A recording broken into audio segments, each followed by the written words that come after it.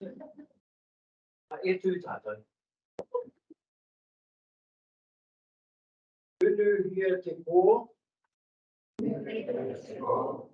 pō. Whiri mārama.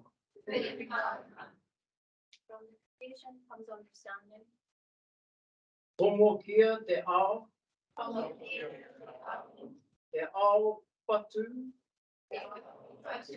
Tangata. The understanding comes unity. Tātai ki runga.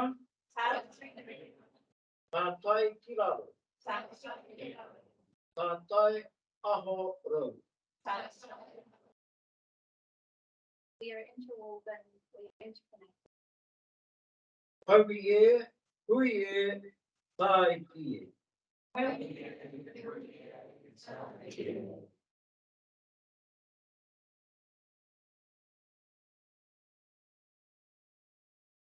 te ingoa, te motu matua, o te tama iti, te wairua tapu.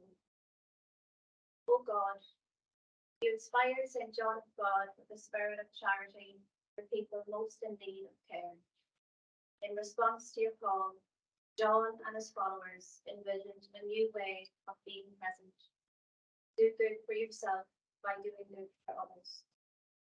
Our healing environment is created by working together, unifying in a common cause and a shared sense of meaning and purpose. Today, we acknowledge the challenges and the joys that have come with this year. We acknowledge our community and our partnerships. We acknowledge our caregivers that continue our mission of service and advocate for those most in need. We acknowledge the support of our volunteers. We acknowledge the people we have encountered. We acknowledge those who went before. May we continue to breathe in compassion, hospitality, respect, justice, and excellence. And with your spirit, we breathe the breath of new life, openness, reconciliation, hope and courage, acceptance and care for our community. May the spirit of St. John of God stay true, God of hope and peace, of nurture and transformation. May your blessings surround and enfold us. May we trust in your presence.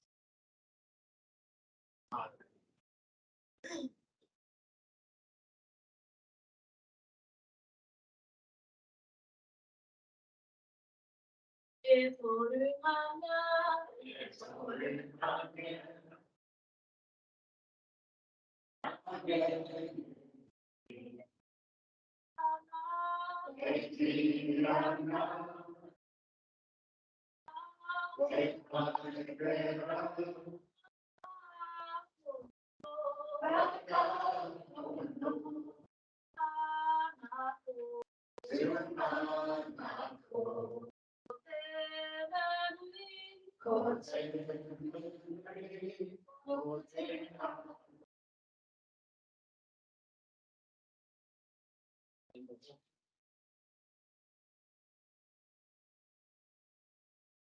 Tōkeo kara nei te karu me tēnei whare. Mo te mihi tuatahi ki ta matu ni te rangi. Ki nāna nenga me katoa reire e ta matua tēnā koe. Pahureo ki te mihi ki te papa kia wahora. Ana te tupuna whae he papa tua nuku. O reire tēnā kōrua a tēnā kō. Pahureo ki te mihi ko tēnei whare e waipu. E tūtonu. Tu rā ki te whare nei o te pēpē e ruru. O ngā mokopuna pārangatira a āpō. Ko reira ngā whare nei e tū mai rā. Ka huri ai ki te mihi, kia koe e te mana whakahaere. Kei te mihi e ngā mema o tō rōpū nei. Tino me te paipai. Ko reira, kei te mihi. Tai atu rā ki te whānau, St. John of God. Kei te mihi. Ko huri au ki te mihi i Kere Oma. Ki te whenua nei, whahi teiria mō Melbourne. No reira e ke roma. Haere mai ki Wanganui o Mātou, te whakarongo i ngā kōrero kaupapa i tēnei pō. No reira e koutou, tare o mutu te mihi, engari o mutu e kōrero ke koutou i tēnei wā. No reira a te nā koutou, e nā koutou, kia ora matata. So just a brief translation, acknowledging the whare that we are gathered in today, that it stands strong for what it represents, but we also need to another whare down the way there that houses our babies, our little ruru, and we refer to them as our mokapuna and our chiefs of our hoko. So we ask that these two whares and all whare here stand strong. Also refer to those who passed beyond the veil, and that we remember them, bid them farewell, come back to those of us. Just wanted to mihi to Graham, who's zooming in to be here with us this evening, mihi, but also turn to our mana whakahaere, Peter, chairman of the board, and the members sit along here to be your koro evening. So, nō reira, enough from me. Ka hoa atu te rāwhiti ki tō direction, Peter. Hand it over to you for reira tēnā koe, tēnā tātaka. Kia ora, I'm Peter Jensen, the chair of the St. John God Hauora Trust, for anyone that doesn't know me. A special welcome to you all, in particular to NRA, you're a rich organisation for your involvement with the growers and organisation as a result. So thank you. Ruben, thanks very much for being here. I think we've got a pretty important meeting to be tomorrow from what I heard on the radio earlier, so I really appreciate you taking the time to be here with us. Thanks to Kat and the team. Every time I walk in the door here, I always feel that great sense of welcome. The case once again today, so it always feels like a really good place to be. So a real pleasure to welcome to everyone to the 2023 AGM. Welcome to our board, to Graham, who's online somewhere with you, George, and to Stella at their first annual meeting, so they're both making a really great contribution to our board. Tonight, in terms of the process, we'll be accepting the minutes from the last year's meeting, an overview from both myself and from Sarah. Philip is excited to be presenting the financial statements and all of that. We really want you to ask them questions, so please make sure that you do. Kat will introduce Jack, who can speak tonight, so thanks very much, Jack, for being here. Looking forward to that. And there will also be some refreshments at the end, so if you're able to be there at the end of the formal part of the process, then please do. So, first order of business is the minutes from last year, so they are available in the pack. So does anybody have any matters arising they'd like to discuss out of the minutes from 2022? So I'm going to propose from the chair then that the minutes of the meeting dated the 20th of October 2022 be accepted as a true and accurate record of that meeting. I have a second.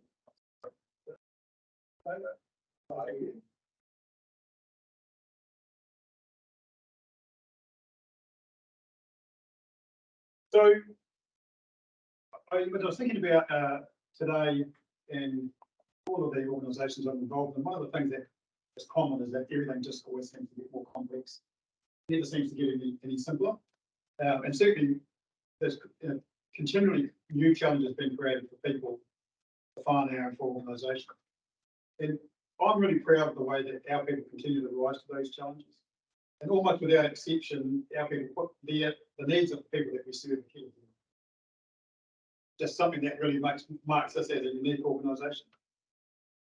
And while it's important to rise to the challenges and to overcome obstacles, it's also really important that we chart our own course, that we have a sense of where we're going, and that we're not always reacting to whatever the next challenges that put in front of us. I think we've done a really good job of that over the last couple of years. A strategic plan that we have across the organisation, I think, works well. And the thing that I really like is that we're very transparent in the way that we report against that. A lot of organisations I see have really great strategic plans and never report against it, do anything related to the plan. So we do. We haven't done everything that we would have liked to, but the fact that we're transparent, I think, means that we are encouraged to make sure that we are doing what we said we were going to do. And also, I think it helps us utilise what are limited time and resources in a responsible and organised way, so that we're not always responding to what happened yesterday or to the next email, that we do have real clarity about what we're doing. I'd like to thank our trustees for their commitment to the organisation, for their wise counsel, and for their preparedness to challenge the status quo. I think as our people who are doing great work in the field seek to maintain the highest standards of performance, it's important to know that so too does the board seek to uphold best governance practice.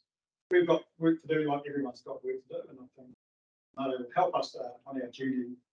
Got some health and safety training coming next year as examples. We've still got more to do, but we're committed to doing that, giving you all the support that you need. We know that our organisation benefits greatly from our relationship with our parent organisation, St John God Healthcare in Australia. What you probably don't see day to day is that they do support us in many ways, and that their board and their exec team are really interested in the great work that you guys are doing. So Sarah and I are there on an annual basis, but they're actually very interested. There's a lot of engagement between ourselves and them. While they're very different organisations, certainly in terms of scales, they're sort of 50 or 60 times our size, but it doesn't stop them being genuinely interested in what we're doing. So I'd like to acknowledge that. I'd also like to acknowledge Sarah and her continued growth as a leader. What I see is she brings the ease, she brings energy, and she brings empathy to it. Greatly benefit from that. I would also like to acknowledge John. If anyone had big shoes to step into, metaphorically, of course, for what her shoe size, but her shoes. That was John, and I'd just like to acknowledge the fact that he's been prepared to bring his own style and persona to the role. Thank you for that. We couldn't, of course, function without the support of our funding partners. So we'd like to extend our thanks for the trust that they place in us and the support beyond the dollars. The dollars are important, but it's not just the dollars. And also to acknowledge the fact that they operate with their own challenges and constraints, and there's just never enough resources to fulfill the need. So we thank them for the support that they give us. This is the page.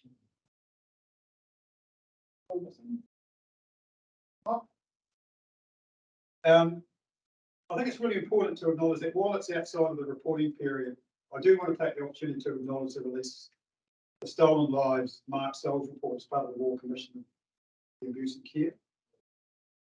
The report has provided an enduring record of historical abuse experienced by survivors at services operated by the Brothers of St John of God.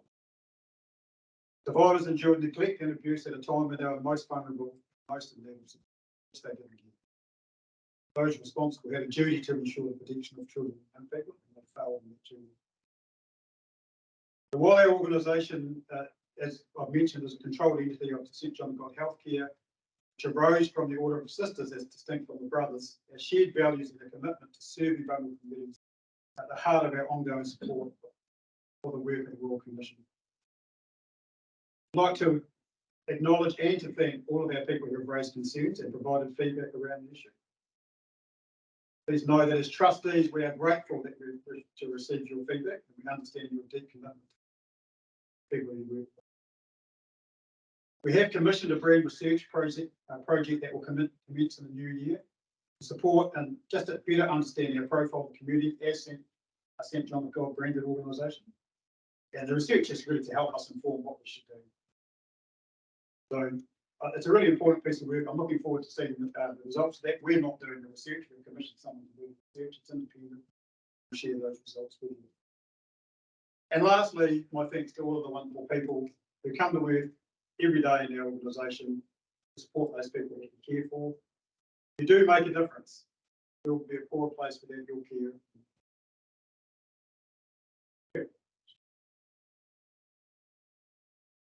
Gonna sing you a while.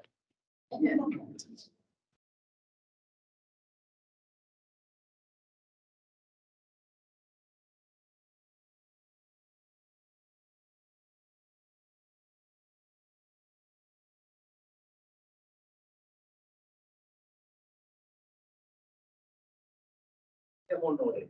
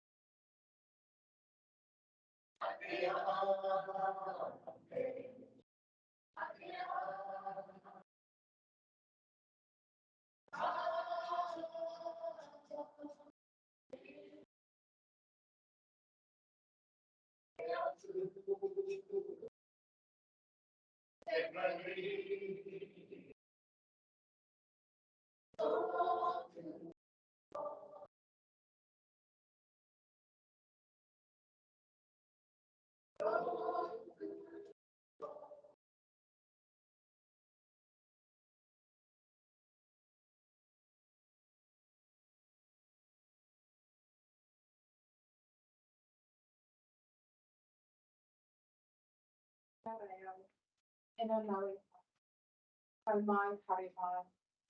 Nā mehi mahana ki a koutou katoa, nō reira tēnā koutou, tēnā koutou, tēnā koutou. Oh gosh, I love AGMs. I really do. It's that one point of the year when we get to celebrate the achievements from the past year. And this year, this incredible report, thank you very much to George. It's a new report for us, so it's a statement of service performance. And it was a new requirement brought in by the Charities Commission. But what it does is it gives us the non-financial data that we get to report. So it's the metrics that make up the service delivery, and it tells a little bit of the narrative. So it's an all-encompassing report, and I know there's been a lot of hard work that's gone into this from across the Motu. So it's people collecting stats and data that has formed this report, but pulling it all together has really been down to some really hard work by George. So thank you, George, very much. I also appreciate that every year when I stand up here, I always open the meetings to convey how proud I am of of the people here, and this year is really no exception. None of the achievements that are reported in the annual report or the statement of service performance are by any one person. The achievements are as a result of our community at St John of God Hauora Trust, and really wouldn't be possible without the people we support and whānau who place their trust in us, or the people who work for us, or the people who volunteer for us. But most importantly, it wouldn't be possible if our people didn't show up every day to do what they do, in the way that they do it, such resilience, passion and commitment. So today we're going to hear from Jack, and I always think that's the best part of our AGM, Jack, because it's really all about our people. That's who we are as an organisation, and what I know year after year when we hear the stories is the work we do today. We don't always know what we do today, so we touch people's lives for a short period of time, but it's only when they come back to tell us the stories that we really get to see the impact of the. One of the aspects that I'm continually in absolute awe is the resilience of our people. And resilience is defined by the capacity to withstand or recover quickly from difficulties. It's tough stuff, and it's this tough stuff that we see every day, and it's the not defying a challenge. It's like looking at challenges in the face and making that decision that you're going to tackle it head on. Resilience is a quality that we all possess, and it's often tested during really challenging times. It's not just about surviving resilience, it's about thriving in the face of adversity. And we know that life is full of ups and downs, and the last few years have been particularly challenging. But it's during the downs that our resilience is really truly put to the test. It's about not avoiding the difficulties. It's about embracing the challenges as opportunities for growth and learning. And when we encounter those obstacles, we have a choice. We can either let them define us, or we can rise above them. So resilience is choosing the latter. And as I reflect on the last year, one factor that really impresses on me across the regions, across the services, and it's evident in every day in the people we support and the people that work for us, is their choice to be resilient and to continue to rise above the challenges. So the highlights that are conveyed through all the reports and that we get to celebrate today are the achievements of the people that we support and the people that work for us. It's thinking about the individual achievements of residents being supported by our allied health staff, and to learn how to move a limb again following an accident or an injury. It's hearing the positivity of the mindset of a resident who's come to live with us because they could no longer live in their own home, because there's not enough carers in the community to support them every day. It's watching the child at Little Hours preschool learn to walk, fall down and get back up again, and fall down again and get back up again, and the teacher's standing there clapping, but never telling their parents that they've taken those steps, never. You know, it's our young people that turn up to a programme knowing that it's going to be really tough that day, but they still turn up anyway. It's our counsellors, our social workers, our nurses. It's just across the entire place. I'm really thankful for the resilience and commitment of the people who volunteer their time for us, volunteer to come in and spend some time with residents or spend some time with children or young people. Most particularly, I am incredibly grateful for those people who work for us. They're the people that they step in and support others in other services at the time that we have key vacancies. There are people that go across to help their staff with service development or self-development. It's the people that cancelled their Christmas plans because we needed all hands on deck. It's the people that worked hard to really optimise the services at the times where we hit some really, financial hardship earlier on this year. To our leaders who drive efficiencies and stewardship of resources during challenging conditions and doing their absolute best to ensure that the people we support are not affected by that. It's the person who received the 25th call of the day to say their colleague could not be at work because they had COVID.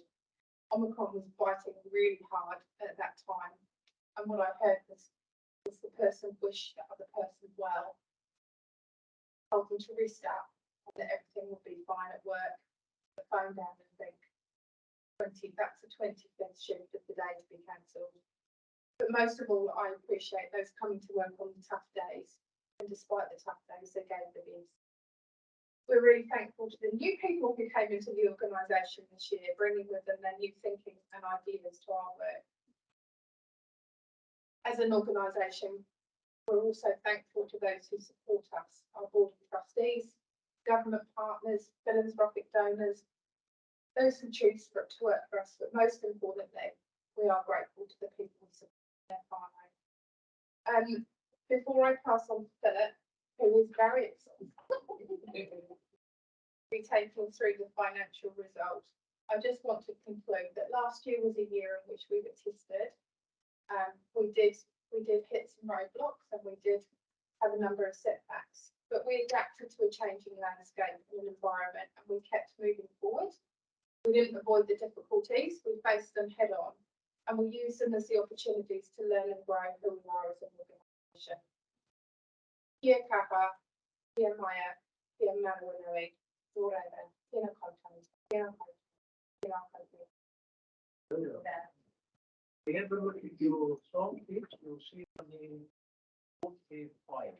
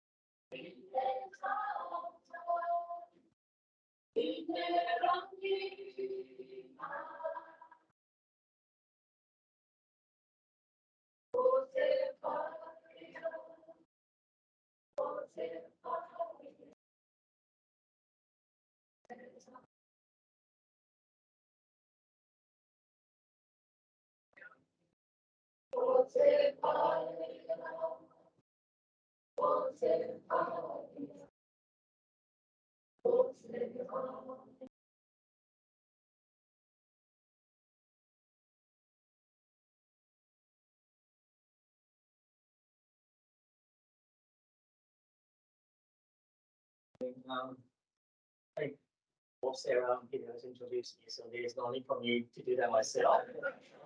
Starting to the financial report, financial statement. So as Sarah mentioned just now, it has been a very difficult year. So let's start with looking at the bottom line, the surplus of 402,000 for the year compared to 1.389 million. Seems like a big drop. And also the set budget was 800,000, so we just hit 50%.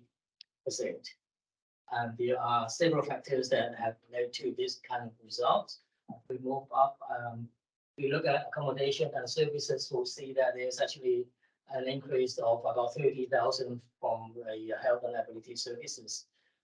But the occupancy was actually down from 94% from the previous year to 89% this year. So the surplus could have been much higher if we had the same occupancy. But because of their occupancy is caused mainly by the COVID-19 restriction, where there were very little movements of residents. So we could not bring in any new residents, so that is why that's down. Okay, so the other reason, a big reason why the surplus is down by so much is that in the previous year, we had a very generous bequest of about 300,000, which we didn't have this year. It's another reason for that. And then moving down to expenses. If you look at employees' costs and contract remuneration, there's an increase of about 500,000 there. This is due to a very challenging labor market, shortage of nurses and carers led to high usage of agency cost. And we were also having to pay incentive for onboarding people, and also to meet the market conditions. And there's very high expenses. And on top of that, there's also the general inflationary pressure on all other operating expenses. And that is why we landed with 402,000 surplus. Moving down to statement of financial positions. I think there is nothing of concern here. We are in a very strong financial positions, and this is evident if we look at the financial of a cash flow statement.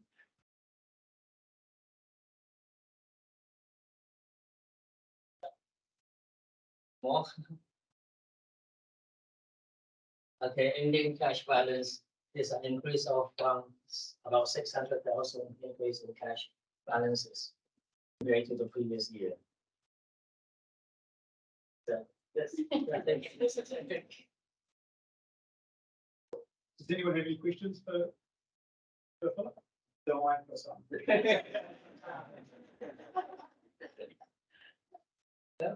Okay.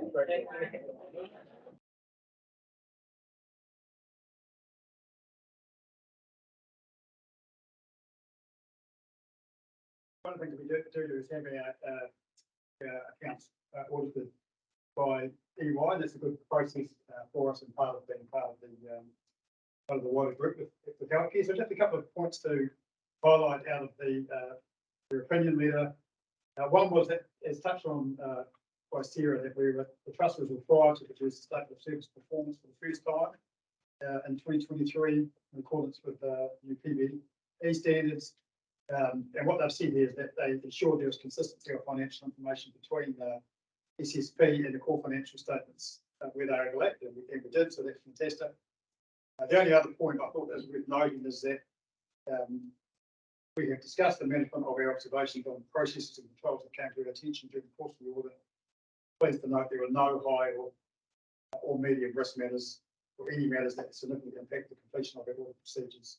We will not, we will not be issuing a separate management without very clean for it. So well done, Philip and Warren and the team. So part of what I need to do now is to move that. I just want to take the opportunity for those who might not be there. Sarah and I both had eye surgery this year. It's not a competition. However, he's given me 2 versions of eye. And there's this version. I can read that. Sarah can. So I'm really pleased about it. However. So the motion is that the Board of Trustees accept and approve the audited and unqualified financial statements for the 2022-23 financial year. That includes the signed audit report from Jensen and the management letter to those charged with governance. Yep. Thank you. So, Claire,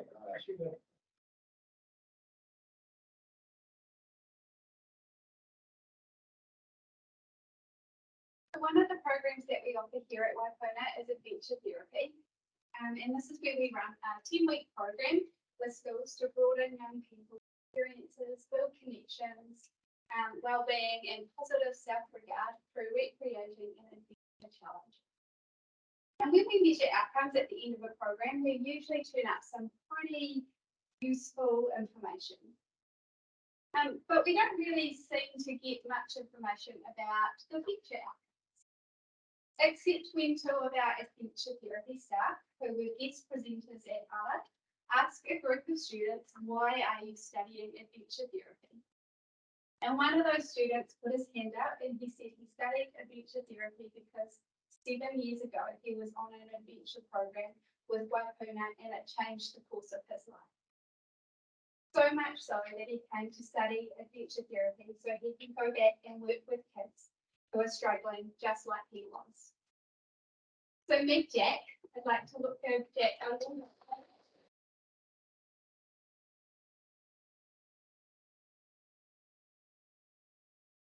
He was here to tell the story beyond our 10-week program. Jack talking about. But yeah, I'm Jack. I made it. I guess the question that I'm trying to answer today for you is, what did the adventure therapy program at Waipuna do for me, and how has that affected where I'm at today?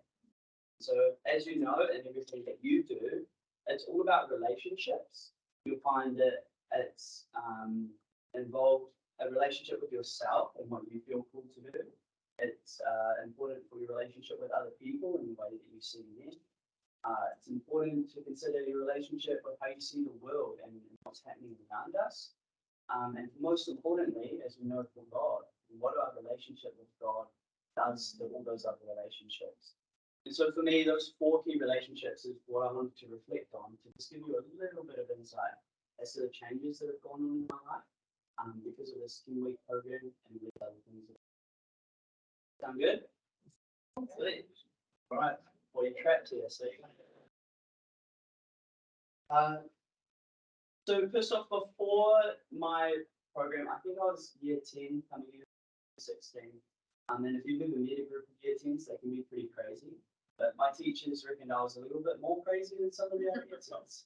So they're like, oh, Jack, do you want a day off school? And I was like, oh. So I ended up, I think it was every Thursday, we went out and we hung out with another group of people from different schools, which I thought was awesome. And we did lots of like challenges and activities and lots of on the South Island. And so part of the reason why I got invited to do the adventure therapy program is because that relationship with myself at the time, I had convinced myself I was the class clown, I was the funny guy, and it was kind of my job to be the cool kid. My relationships with others was very transactional. I was like, what do they have to offer for me? What can they do for me? Yeah. My relationship with the world, the very small world that I had, was that everything was pretty messed up. You know, things at home weren't too good. So I moved out of home when I was 13. I was staying with some friends. They're like, yeah, you can just crash in my garage. So I was like, no, all good. No installation or anything. Found that out pretty quick. But the world was pretty messy for me. And my relationship with God was kind of, I heard about this God fella, and I was just like, oh, if he did, he would have done it by now. So I leave him to do his thing and I'll do mine. And so throughout the 10-week course, my ideas around these relationships were challenged a little bit. And starting with the relationship with myself, I remember the first day the end of the program actually, sorry, we've done all this work, and the relationship with myself, remember it was kind of like class clown cool kid stuff. The way that had changed is that because we went on a tramp and we did this bonfire thing, it was kind of drizzling and it wasn't coming together, and I was getting really frustrated. Mohammed, I think you're on this program as well, so I'm trying you into it. But Mohammed decided to just leave us do it. Oh yeah, you guys will figure it out. An hour had passed and we're like still trying to rub. One of us are rubbing sticks together like we said in the movie. Together. I was getting really frustrated, like, why can't I do what I need to do to get this done? And I think it was like 2 or 3 hours they passed, and eventually we got it. It was really cool that poor Mum had left it, because the conversation was about, Jack, how much of your work are you tying into your ability to perform? know that you're valued and loved for just who you are, not your ability to light fires.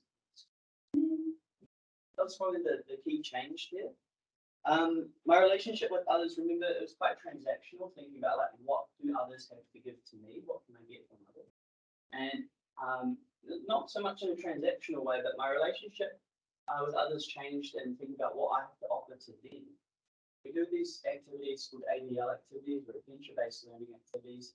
I love them because they've helped me. But some of them can be quite frustrating, and you're almost kind of like shuffled into a corner where you have to really think about what you need to do together to make something work. And often we do this one where we have little carpet squares, and there'll be like 10 of us and like 3 carpet squares, and we've got to like move from one side of the room to the other using them. And they're like, oh, your tiptoes, and I'm like, do something here. And I've got my mates on my back, piggybacking, and then we're walking across the room like that. And all of a sudden I'm thinking, like, oh, actually, I have something to offer these people. I have something I can do for them. And it started to change my thinking around not just what the others have for me, but what do I have for them. So coming to our third relationship with the rest of the world. Now, I would love to stand here and say that I looked around and I was like, man, the world is awesome. But honestly, that wasn't my view, and it was still kind of messed up and things weren't going that right. But through the adventure therapy program, we were just given space to reflect and think about stuff, not just react and go, oh, this is dumb, but actually to be like, I have a choice in responding to how dumb and how messed up things are. So things were still pretty messy for me, but I started to think about my ability to respond to that, and that kind of changed things. And with God, and I feel like this is quite central to these relationships, we didn't explicitly talk a whole lot about God. This was only a ministry space for diving into theology and ideas around who God is and how he himself. Things that I've noticed, especially over the years, is that God reveals himself through us and how we act and love each other. And for Paul, when he showed me love that was unconditional, unlike some of my other teachers or people around me who are like, oh, you're the naughty kid, go away. Paul saw through that and just went, you know what, you're loved, and I need to show you that because he knew love for himself. It was just like this aroma or this kind of light that was kind of a little bit glowing from him. We're going to the point where it's like, read that things you get it right. You can just see something about someone and go like, what is that? And it just put that question in the back of my head. And so I started to ask more questions about God. And so kind of like put a long story short, these things over the 10-week program are very small things. Like we've talked about outcomes, and it's really hard to know what they are straight away. When I'm out in the bush, we do this thing where we've got a compass and we're trying to navigate. And the thing is, you might dial it in and it'll be like 130 degrees or something. But if I'm 1 or 2 degrees off, what happens is if I go 10 meters, I might be maybe a meter off. If I go 100 meters, maybe like 10 meters off from where I want to go. And say I go like 10K or 100K, all of a sudden, because I've dialed it in wrong, I'm way off from where I wanted to be. And when you're navigating, that's a bit of an issue. You think there's a bit of a metaphor for me in my life. When we're in this program, it was all these small little adjustments, the way that I was thinking about these relationships. You know, 1 degree to the right, another couple of degrees to the right. And it's when I look back, I'm like, oh, you guys kind of nudged me enough to help me turn and have a different outcome based on what I now believe in the way that I think. And so it's really cool to be able to look back and go, man, like the reason I'm so involved in my church is of some of these experiences I had with it. The reason I go out and want to study adventure therapy and figure out how this comes together is because of my experiences on this program and that fit into my life. And just to think about my relationship with myself and how this new life, it's just, that's one of those outcomes. It takes a while to come through, right? So, yeah, just to close, I'm really thankful that I've had that opportunity, and it's really sad and breaks my heart to see that some people don't have those opportunities. And so for me, my motivation now is to give back to those and do that in a way that you as an organization can. Thank you.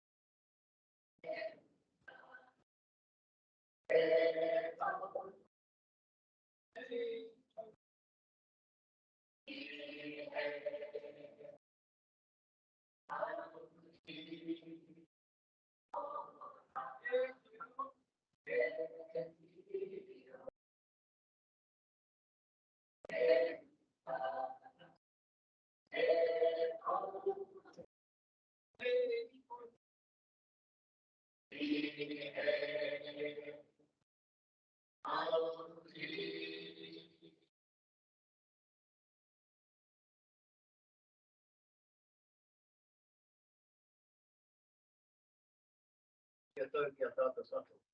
Kia te koe o tō tata ariki o iho kaiti. Me te aroha o te atua, a me te whiwhi matahitanga, a ki te wairua tapu, a te aka. Kia ora tātou. I think we're going to take that English.